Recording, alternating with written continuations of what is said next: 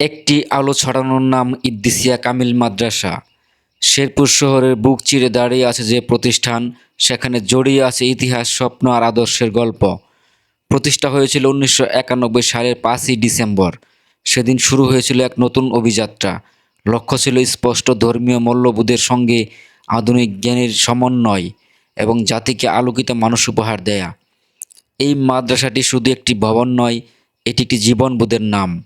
ইআইআইএন নম্বর 113888 এর এই শিক্ষা প্রতিষ্ঠানটি যুগের সঙ্গে তাল মিলিয়ে ফাজিল ও কামিল পর্যায়ে শিক্ষাদান করে আসছে শ্রদ্ধা, সাধনা ও সৌন্দর্যের পরিবেশে।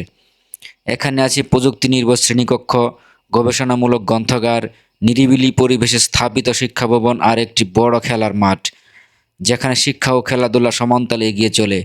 শিক্ষকগণ শুধু পাঠদান করেন না, তারা গড়ে তোলেন চরিত্র, শেখান আদর্শ, সৃষ্টি করেন ভবিষ্যতের আলোকবর্তিকা।